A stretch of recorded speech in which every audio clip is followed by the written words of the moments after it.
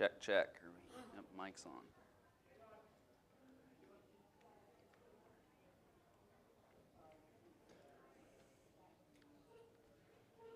Ready? Okay.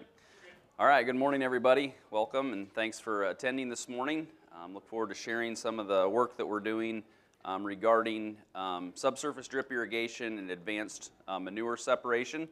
So to kind of start with here, I'm going to tell a little bit about our story and who we are, where we're from, how we got into this, and then kind of get into the details of what we're doing. So raised and grew up on a family farm in northeast Kansas. My wife and I have 8 children. We still farm there with my brothers. We have pivot and drip irrigation and have an active farm. So we're located right in northeast Kansas, halfway between Kansas City and Omaha. We do subsurface drip irrigation. That's our core business. We do that kind of all over the Midwest. A bulk of our work is in the Nebraska and Kansas area, kind of up and down the Interstate 29 corridor. In a number of years ago, probably 5 or 6 years ago, we had some dairy producers come to us with challenges that they were having with manure, with leachate, different manure sources on their farms. And so they came to us with a problem, and we talked about a solution. What would that solution look like? And so one of the things I want to frame this up around is the idea that manure should be looked at as a fertilizer. In other words, when we apply manure, it should be done the same way with the same environmental stewardship as we would with nutrients or with commercial fertilizer. And so some of the things that are used in the commercial fertilizer world, they've put together what's called the 4 R's. And the 4 R's mean that we're going to apply fertilizer at the right time, the right place, the right amount, and the right source. And manure is a type of fertilizer. And to most dairy producers, they look at manure, and we're going to get into this a little bit more later, but they look at manure as a liability instead of an asset. And so one of the things that we've had as our vision going into this is that manure should be looked at as an asset, and it should be low cost enough to apply and to manage that it lowers the cost of production. For most dairy farms, manure is an increase of cost of production, and so we're doing everything we can to help drive those down. So as we thought about what would a solution look like, these were some of the key points that we wanted to be able to achieve. So we wanted to be able to apply manure during the growing season. If you look at the way manure is applied today, primarily it's done during the fall or spring, and then all of that manure sits there. It's subject to leaching, it's subject to volatilization, and it can be lost, and it's not going to be there for the crop when the crop needs it. We want to be able to do it with no odor. That was actually the very first issue that the dairy producer we work with in Minnesota came to us with, was the smell of manure application was so great that they were getting too many complaints from their neighbors. And so they were looking for a solution that had 0 odor. And so as we get into this, you'll understand how we can do that, and our solution includes that. It needed to lower the cost. There's a lot of technology coming on the market today that it's extremely expensive to invest in, first of all, and then the cost of operation is very high. The solution that we bring is expensive to invest in, but the cost of operation is very low. It needs to be easy to operate, and then the point number 5 is to have no flocculants. Basically, a lot of the manure separation technology out there requires flocculants to make the manure clump together to make it easier to separate.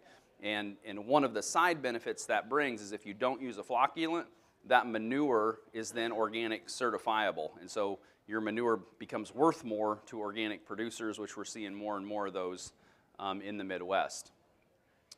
So this is just a real quick slide on thinking about what the value of that manure is. So if we look at a single cow, if you go to the center part of this slide, she's kicking out about 0.6 of a pound per day of nitrogen, 1/4 pound of phosphorus, and almost 1/2 pound of potassium. And so how do we capture that value of that manure out of that cow every single day and make sure that we can apply it to the field in a way that we're going to get that benefit back through our crops and the forages that we're producing?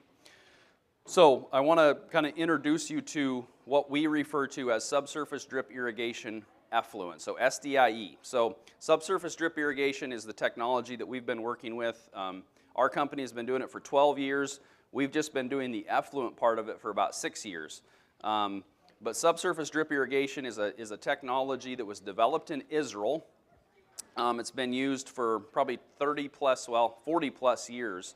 It's been used in the United States, primarily in Texas, in cotton production, other crops in the east and west coast, and we're kind of bringing it into the upper Midwest. But basically what we're doing is we've got a buried drip line that's going in the ground 12 to 16 inches deep, and we're putting that every 30, 40, or 60 inches apart, and I'll show kind of how we do that. So I'll kind of go through, so the next part of the presentation is kind of what a subsurface drip irrigation system is, and then I'll show the manure separation and how we tie those two together. So I'm just going to cover what a subsurface drip irrigation system is here first. So first of all, being able to cover 100% of every field is one of our goals. So when a producer comes to us, if you look at center pivots or other type of irrigation systems, they can only cover parts of the field. With a subsurface drip system, we can cover the entire field. The system is scalable. We can cover odd-shaped fields. Every field gets an engineered design.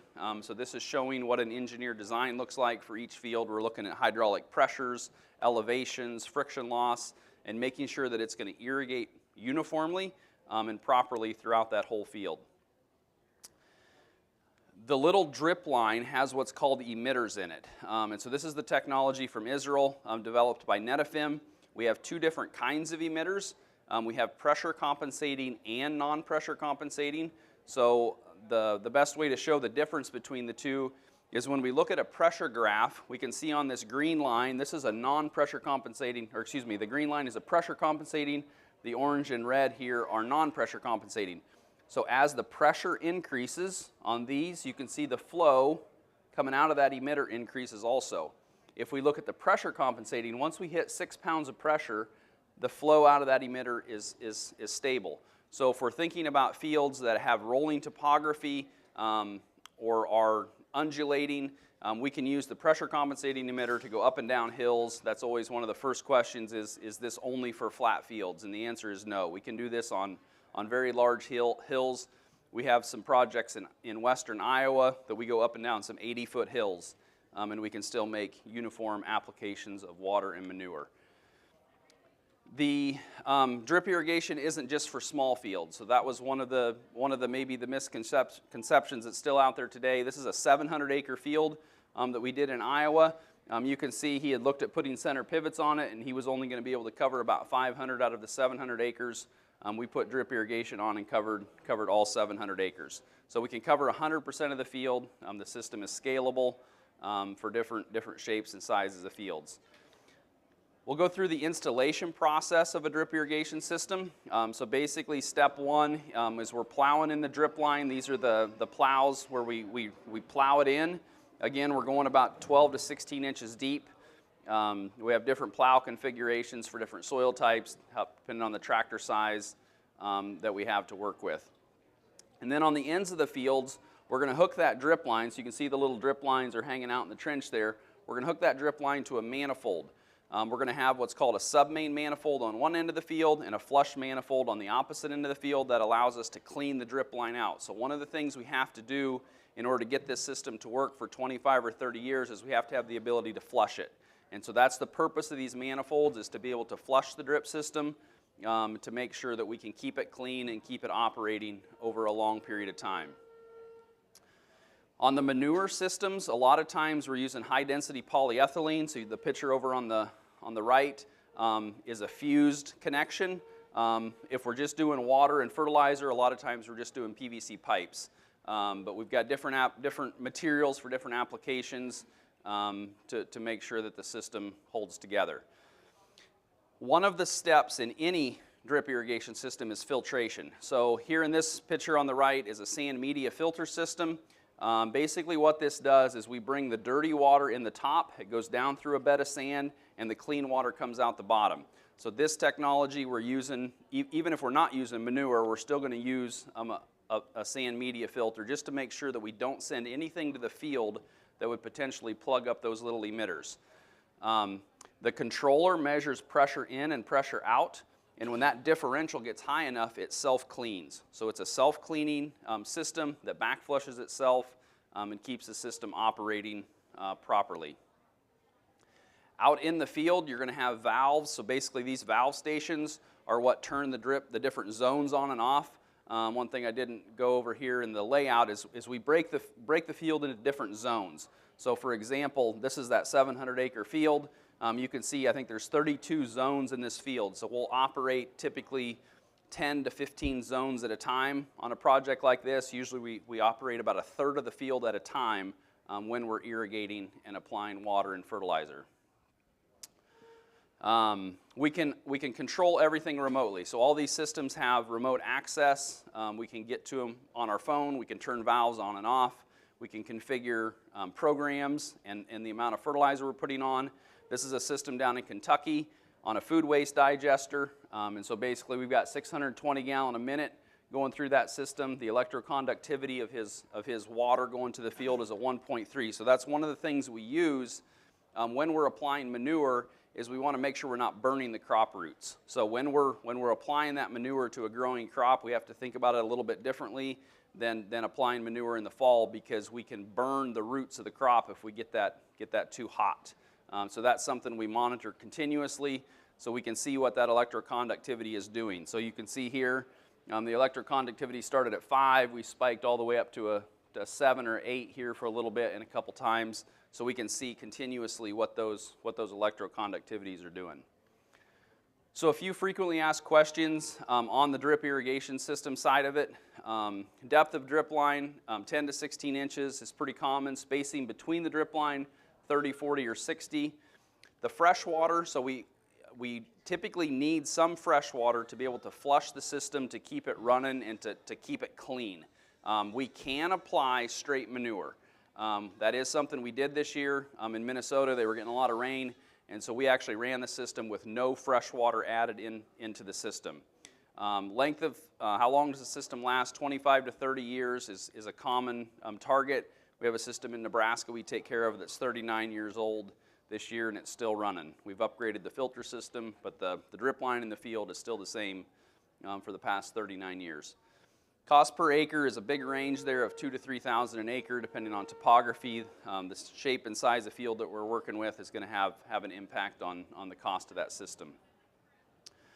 Maintenance of a drip system, we've got spring startup. So basically we go out in the spring of the year, start the system up, pressurize it, check for leaks. Every drip system is going to have a required maintenance procedure.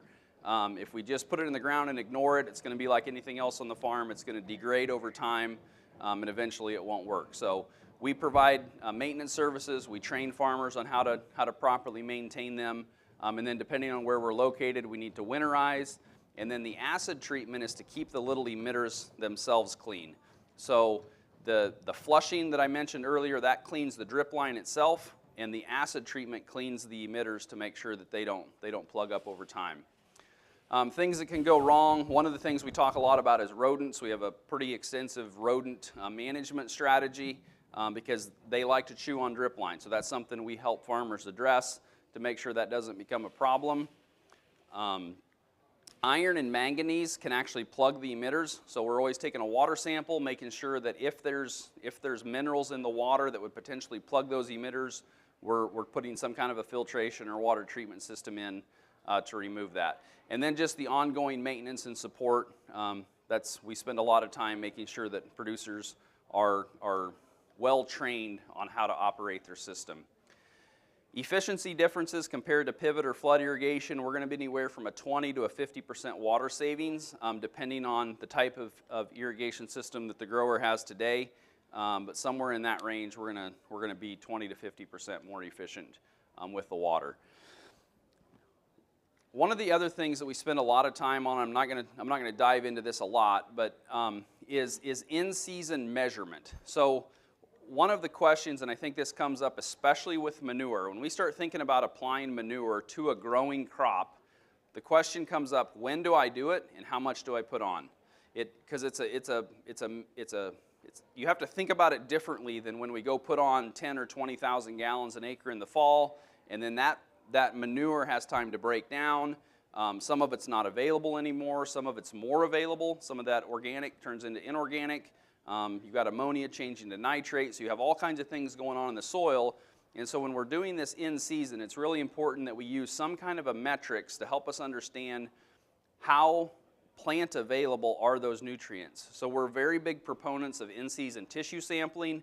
We like to see a tissue sample pulled every week from the field, so we can monitor what those plants are deficient in, and make sure that we can address any deficiencies or things that are too, maybe we've got some imbalances and something's too high. We've learned that can actually be worse than a deficiency, is if we get that plant out of balance, it's not going to respond properly. One of the other questions we get a lot is, how do we make sure that if we're putting manure and water in the ground, that we don't put too much in, that we leach it out the bottom? And so we use soil moisture probes. This is an example of one of the probes we use, where basically it's a sensor that goes in the ground 48 inches, and every 6 inches there's a sensor on that probe. And it allows us to see what the moisture content is at different levels of the soil. So we would, especially with manure, we would never turn a drip irrigation system on to apply manure if that soil was saturated and it didn't have room to hold it. A lot of these drip irrigation systems are going in over the top of pattern tiled fields, and so one of the concerns is, are we going to leach manure down into those tiles? And so we use soil moisture probes to make sure that we're not going to do that. This kind of gives us a little bit of another view of that same probe, where we can actually see how deep the roots have gone down in the ground. So here we've got a 6-inch sensor. You can see the plant was started drinking early in the season. If we go to the deeper sensors, we can see all the way over here in September, we had roots down at 48 inches. And so it helps us paint a picture how deep those plants are rooted in, how deep they're pulling water and nutrients from, and so it helps us manage what we're putting in the soil. So these are some of the tools we're using to help us understand how to use the system. This is an example of a system in northwest Iowa from this past summer.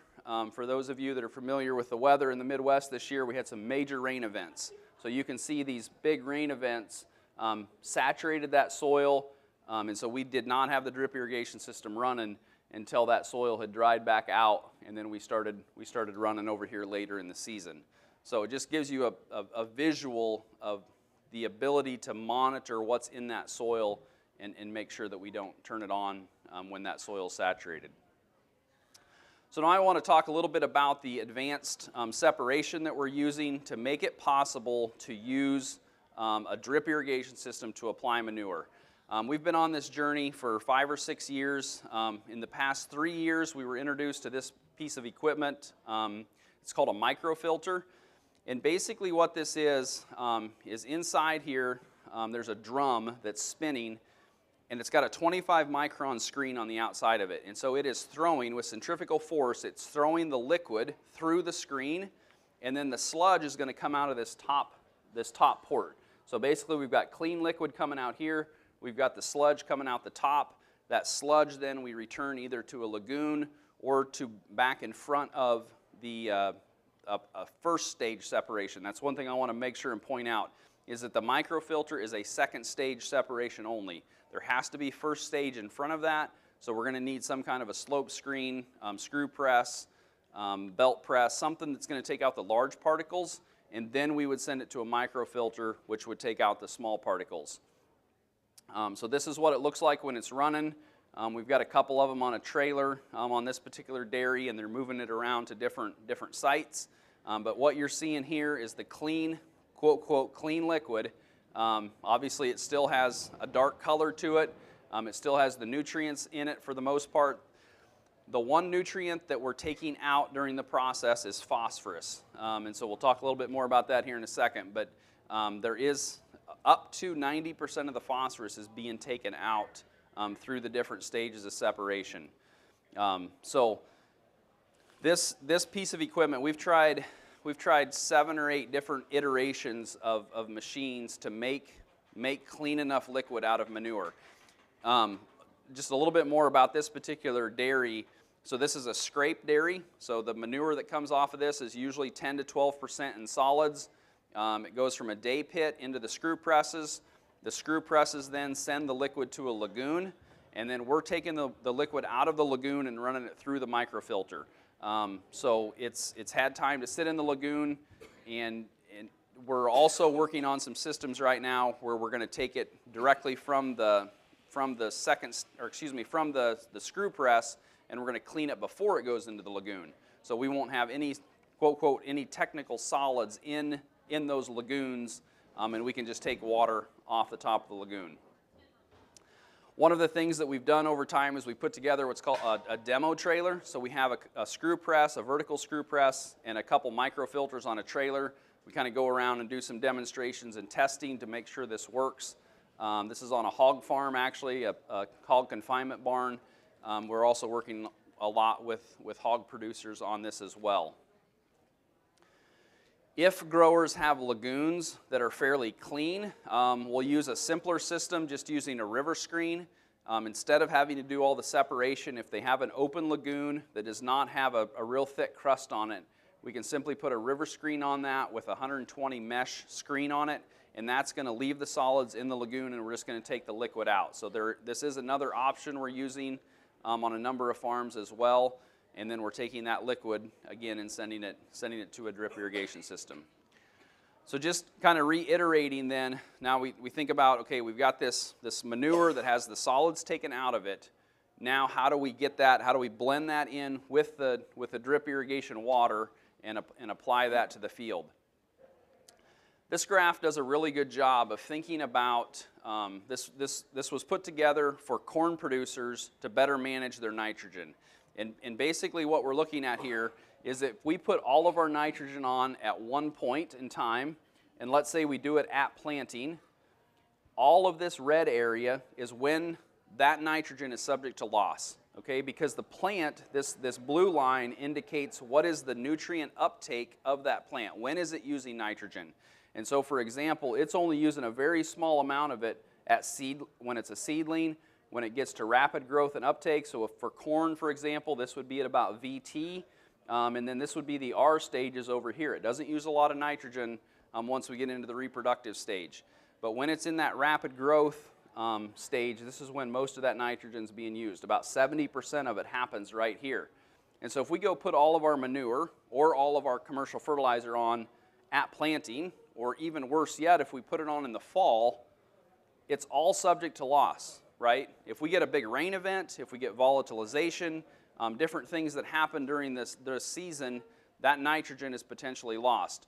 Well, how much better would it be if we could apply it in small incremental doses as the plant is using it? And so that really kind of paints the picture of what we're trying to do. We're trying to use the drip irrigation system to just spoon feed that manure in there as a fertilizer source during the growing season, and give that plant what it needs a lot more efficiently. A couple other benefits that come from this is the greenhouse gas reduction. So there's been some studies done specifically in California around some of the greenhouse gas reductions. Up to 85% of CO2 is being reduced. The typical way that they apply manure on the California dairies is they use flood irrigation. They literally flood the fields with manure and then let it soak into the ground. And so when they converted to subsurface drip irrigation and applied manure that way, there was up to an 85% reduction in the CO2. This is a greenhouse gas reduction just on water and nutrients. And so you can see with subsurface drip irrigation, there was a 67% reduction of nitrous oxide. This did not include manure. And so kind of the same thing on this other study here on grassland, forest, and turf. Subsurface drip had 2,000 tons, flood irrigation had 9,600 tons. Sprinkler, which would be a center pivot, you can see is up here substantially higher, 3 times higher than a drip irrigation system. So there's a lot of environmental benefits that we're still quantifying, trying to figure out how do we get producers paid for those environmental benefits and those reductions in greenhouse gas. But it's one of the, as we think about the goals that are being set out by companies to be net zero or have dairy production be much more environmentally friendly. We feel like this is one of the tools in the toolbox that farmers have. This was some yield results from one of our growers in northwest Iowa on alfalfa, where he had subsurface drip irrigation and applied all of his nutrients using manure. So the highlighted one here is his drip field, 7.3 tons per acre. All of these other fields, he uses commercial fertilizer and spends $300 an acre on commercial fertilizer. This one here, his expenditure was zero. He used 100% manure on that field and still out-yielded it by 8%. This was a wet year, and his average tonnage is usually around 5 tons per acre, and so you can see his average was higher on all of his fields, but specifically his drip irrigation with manure was by far the highest. Another producer in northeast Kansas that we're working with, one of his main drivers for adopting this technology was the ability to be able to get more out of the land he already owns, right? To go out and purchase more land, $10,000, $15,000, $20,000 an acre, depending on where you're at. And so if we can invest $2,000 or $3,000 an acre in land we already have, increase that production 10, 20, 30%. In his case, I think he's about a 30 to 40% increase in production. He was able to pay for the system in 3 or 4 years. He had his system paid off. So just kind of to recap, a couple different farms that we're working with and the problems we solved. So Farm A is actually the farm in Minnesota that I talked about. Their number one issue was odor, but the other issues they were having was the quantity of manure they had to get applied in a shortened weather window, along with increased regulation. So the DNR in that particular state keeps backing up the date of when they can apply manure. They used to be able to apply manure all the way to November 15th. I think today it's October 30th. They have to have everything applied. So they've got millions of gallons of manure, got to get it in a shorter and shorter window, and so they're looking for ways to be able to apply the manure during the growing season. Cost of application. You've got increased cost in drag lines, tankers, all of those things that used to cost 1 to 2 cents per gallon. This week, one of the producers I was talking to from South Dakota mentioned that it's now 4 to 5 cents a gallon to have that manure hauled and applied. So just that increased cost of production that incrementally goes up year after year after year. And so bringing a solution that lowers that cost again is super important to us. Another farm in Missouri, a dairy research farm actually, their goal was they keep getting higher and higher phosphorus numbers in their soil samples, and so their manure management plan is squeezing down on them on which acres they can apply manure. Some of the land they can't apply manure to at all. So if you think about traditional manure application where you're putting manure on top of the ground or in the top 2 or 3 inches, that phosphorus builds up year after year. Where now if we're putting that phosphorus in 10, 12 inches deep, that's going to completely change that soil structure, where that phosphorus is located at. We're not going to have the runoff. So a different issue on that farm. The other issue they were running into is their lagoon capacity keeps filling up with solids. And so if we can remove more of those solids through solid separation, we're going to decrease the amount of solids going into those lagoons. I did want to mention there's multiple options out there for cost share, financing options. So there's EQIP programs that help pay for this. There's multiple climate smart grants, REAP grants, RCCP. We have financing. So there's multiple ways that we can help farmers get these systems paid for. EQIP in particular is one of the best programs out there. We've got different practice codes that these things qualify for. And then the last slide I wanted to leave you with is kind of back to the whole idea of looking at manure as an asset versus a liability. Once we had this manure cleaned up this winter, I was kind of brainstorming about, I have clean manure now that doesn't have solids in it. What else could I do with it? And we have some greenhouses at home, and so I took manure and I put it on the seed and I germinated some corn in our greenhouse. And on the right-hand side, you can see these seedlings have all emerged. They've emerged evenly. And on the left-hand side, they're much delayed. And so we had a number of producers this year that took dairy and hog manure and applied it as starter on their planter. Then they Y-dropped with it. Then they foliered with it. and we're waiting on some yield results, but so far, visually during the season, it looked like it was going to be at least as good or better than commercial fertilizer. So what if we could take that dairy manure or that hog manure and use it as a value add? When you think about all the companies out there today that are selling biologicals, selling plant stimulants, things that they're, we refer to them as bugs in a jug, right? That's the terminology in the ag world. Manure is the original bug in a jug. And so thinking about how do we take manure and make it have that kind of a value proposition, maybe not just on the land that the livestock producer farms, but could he sell it to his neighbors or have some kind of a distribution network? So as we think about some of the options that are out there, we're pretty excited about where this is going and what could be in front of us. So in conclusion, our farm, so like I mentioned earlier, we farm about 4,000 acres in northeast Kansas. We don't have any livestock. So we purchase all of our fertilizer. It's probably the largest, it's not quite the largest budget on our line item on our budget, but it's close to the top. And so when I go on a dairy farm or a hog farm and I look at that manure and hear the liability that's usually associated with it, it kind of makes me cringe and just think about how could I add value to that producer by making him think differently about the value in that manure. The advanced separation equipment we're using today is economical. That's really been the goal of what we've been doing, is to lower that cost of production.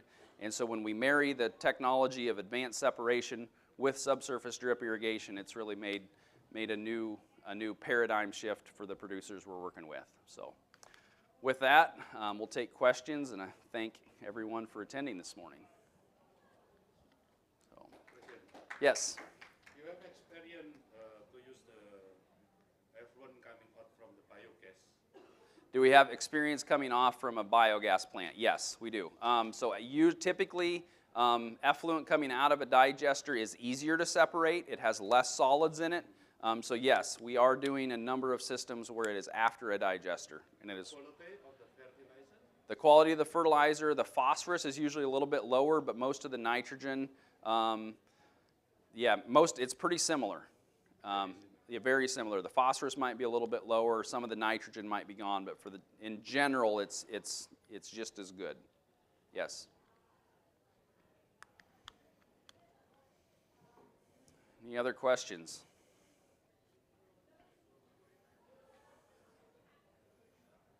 All right, well, we'll stick around here for a little bit. I thank everybody for attending this morning.